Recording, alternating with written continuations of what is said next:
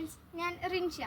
ഇന്ന് ഞാൻ നിങ്ങൾക്ക് പരിചയപ്പെടുത്താൻ വേണ്ടി പോകുന്നത് എൻ്റെ വീടിൻ്റെ ടെറസിൽ 16 ഇഞ്ച് പോട്ടിൽ വളർന്ന് വലുതാവുന്ന തായ്ലൻഡ് ചാമ്പയെക്കുറിച്ചാണ്, അഥവാ ആപ്പിൾ ചാമ്പയെക്കുറിച്ചാണ്. ഈ ചാമ്പയുടെ പ്രത്യേകത ഇത് സീഡ്ലെസ് ആണ് എന്നുള്ളതാണ്.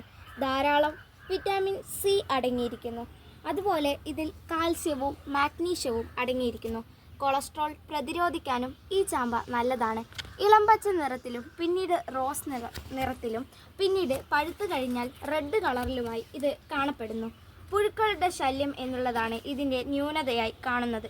ഗ്രാഫ്റ്റിംഗ് ആയും ലെയറിംഗ് ആയും നഴ്സറികളിൽ നിന്നും തൈകൾ സുലഭമായി ലഭിക്കും. ആപ്പിൾ ചാമ്പ എന്നും ഇതിനെ വിളിക്കുന്നു. ചാണകവും മണ്ണും തുല്യമായി എടുത്ത് ചകിരിച്ചോറും എല്ലുപൊടി, വേപ്പിൻ പിണ്ണാക്ക്, കടലപ്പിണ്ണാക്ക് എന്നിവ ചേർത്ത് പോട്ടിംഗ് മിശ്രിതത്തിലേക്ക് തൈകൾ നടേണ്ടത്. അതുപോലെ ഗ്രാഫ്റ്റിംഗ് ലെയറിംഗ് തൈകൾ 1.5 വർഷത്തിനുള്ളിൽ കായ്ക്കുന്നതുമാണ്. ഇതിൽ നമുക്ക് പ്രധാനമായും പൂക്കൾ മുതൽ കഴിക്കാൻ പാകത്തിലുള്ള കായ്കൾ വരെ കാണാവുന്നതാണ്. പോട്ടിൽ നടുന്ന ചെടികളുടെ ഒരു പ്രത്യേകത എന്തെന്നാൽ അതിന് നമ്മൾ കൊടുക്കുന്ന വെള്ളവും വളവും മാത്രമേ അതിന് കിട്ടുകയുള്ളൂ. എന്നാൽ മണ്ണിലാണെങ്കിൽ വേരിൻ്റെ സഹായത്തോടെ അത് വലിച്ചെടുക്കുന്നതാണ്.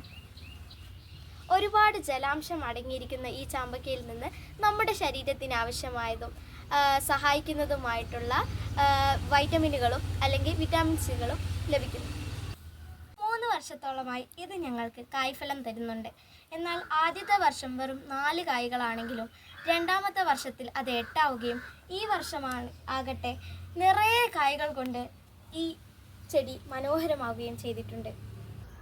ആപ്പിൾ ചാമ്പ എന്ന പേര് പോലെ തന്നെ ഇത് റൗണ്ട് ഷേപ്പിലും അതുപോലെ നീളൻ ആകൃതിയിലും കാണപ്പെടുന്നു. ചെറിയ കുട്ടികൾക്ക് പോലും ഇതിനെ എളുപ്പത്തിൽ പരിപാലിക്കാം. നല്ല രീതിയിൽ സൂര്യപ്രകാശവും അതുപോലെ ജലവും ആവശ്യത്തിനനുസരിച്ച് എല്ലാ ദിവസവും കൊടുത്തു കഴിഞ്ഞാൽ ഇതിനെ എളുപ്പത്തിൽ നമുക്ക് പരിപാലിക്കാം.